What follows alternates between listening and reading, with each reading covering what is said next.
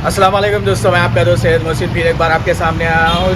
चंद बातों से पहले कबिल जो है एक बात करना चाह रहा हूँ कि जिस तरीके से ड्रंक एंड ड्राइव करने वाले लोगों के लिए चालान है, जिस तरीके से मास्क नहीं पहनने वाले लोगों के लिए चालान है, उसी तरीके से इंडियन पॉलिटिकल पैनल्स और पॉलिटिकल लीडर्स के लिए भी जो इख्तियार के नशे में झूठे वादे करते हैं उनको भी चालान करना चाहिए। और नशे की हालत में जैसे प्राइम मिनिस्टर ऑफ इंडिया हो या फिर तेलंगाना के चीफ मिनिस्टर हो, और नशे की हालत में जिस तरीके से जो कमिटमेंट्स करते हैं उनको भी चालान होना चाहिए। चलिए आते हैं मुद्दे पर। तेलंगाना के चीफ मिनिस्टर साहब जो मुसलसल कई जगहों पर कई वादे करते हैं पर किसी में भी अमल और उसके ऊपर आगे कुछ करने का कहीं पर भी नज़र नहीं आता। तेलंगाना के चीफ मिनिस्टर साहब बहुत बिजी होते हैं, वो अपने सीएम कैंप में होते हैं और वहाँ से बाहर निकलने की उनको फुर्सत नहीं होती है। जिस तरीके से लास्ट ईयर पिछले साल लॉकडाउन था, लॉकडाउन में जो है ना लोग मुतासिर हुए थे, तो इलेक्ट्रिसिटी बिल माफ़ करके एक्सटेंड करके बाद में लिया जाएगा ये सारी चीज़ें। अब सेकेंड वेव आ गया, कोविड का जो है ना फिर से लहर चल गई। कोविड उन जगहों पर बहुत जल्दी पहुंच जाता है जिस जगहों पर इलेक्शन नहीं होते हैं।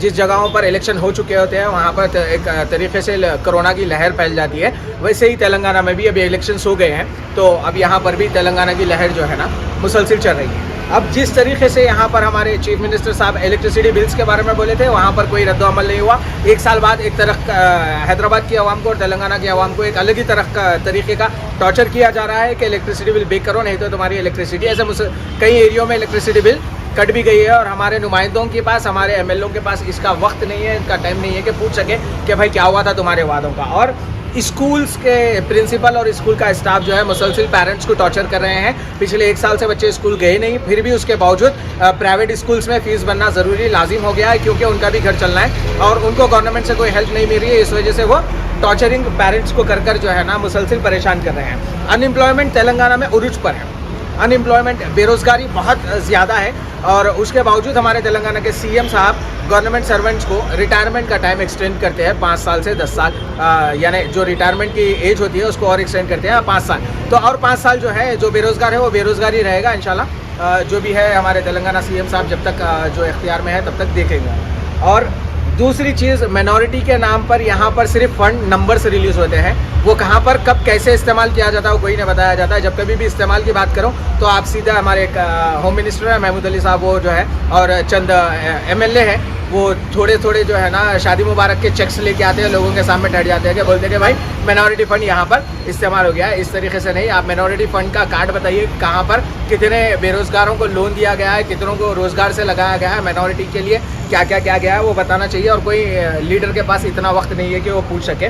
और जिस तरीके से लास्ट आप सबको पता है कि जिस तरीके से हैदराबाद में सैलाबी पानी आया था और सैलाब की तरह घर बर्बाद हो गए थे, और उन पर गवर्नमेंट की तरफ से कमिटमेंट हुआ था कि जिसके घर और दीवार गिरे उनको जो है 1-1 लाख रुपया दिया जाएगा। पर वो 1 लाख रुपए किसको मिले ये तो पता नहीं है। और वो 1 लाख और वो जो फ़ंड था, वो फ़ंड को जहाँ से जितने भी लोग उस फंड में ताउन करे थे उन सारे लोगों को ये कहना चाह रहा हूँ कि भाई वो जितना भी आप फंड दिए थे वो इलेक्शन कैंपेनिंग के लिए इस्तेमाल हुआ, गरीब आवाम के लिए, और जो वाकई में मुतासिर परेशान थे उनके पास तक पहुँचता हुआ मैं नहीं नज़र आ रहा हूँ।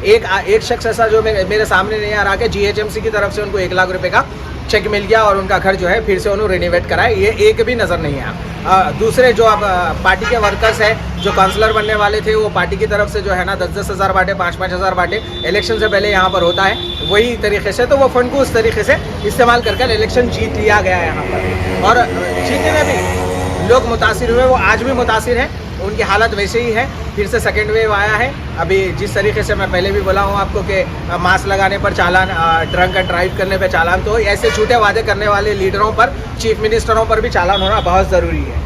बेरोज़गारी उरूज पर है और बेरोज़गारों के अकाउंट में जो है मुसलसिल हमारे चीफ मिनिस्टर साहब इलेक्शन से पहले बोले थे कि हर बेरोज़गार के अकाउंट में 3000 चिल्लर डालूंगा। 3000 चिल्लर तो दूर की बात है, 3 रुपये भी नहीं है।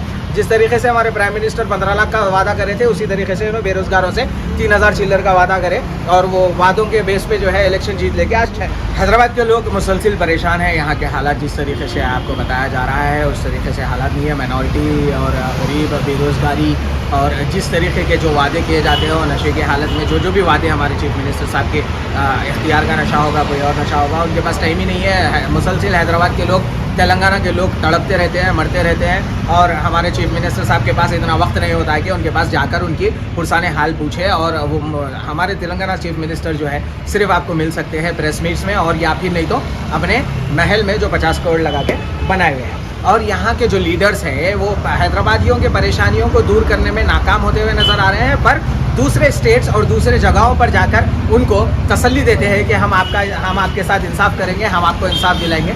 तो पहले मैं रिक्वेस्ट करना चाह रहा हूँ कि भाई हैदराबाद में ऐसे कई सारे परेशानी हैं, जो फ्लड अफेक्टेड थे वो आज भी परेशान हैं, और कई सारे ऐसे लोग हैं जो परेशान हाल में ज़िंदगी गुजार रहे हैं, उनकी थोड़ी बहुत कुछ मदद कर दीजिए। और हमारे उलमाए दीन जो मुसलसिल खामोशी अख्तियार किए जाते हैं, तो आज आप सबको बताया आने वाला वक्त रमज़ान का है, तो रमज़ान से पहले तरावी के लिए जो है हाफिज़ साहबों को जो है अपॉइंट किया जाता है, उनको मस्जिदों में बुलाया जाता है, ऑर्गेनाइज़ किया जाता है। तो हमारे उलमाओं के पास इतना टाइम नहीं है, बिरयानी छोड़कर जो है ना लोग CM से और हमारे स्टेट की गवर्नमेंट से पूछे कि भाई तरावी किस हाल में होगी, और तरावी के लिए हम अगर अपॉइंट कर लेंगे तो बाद में तुम ये तो नहीं बोलोगे कि तुम क्राउड जमा कर लिए मस्जिदों में, इस वजह से कोरोना अफेक्टेड हुआ। मैं जैसे पहले आपको बोला, तो ये पूछना चाहिए कि भाई लोगों के अंदर एक कन्फ्यूजन आए कि भाई आखिर होगा क्या।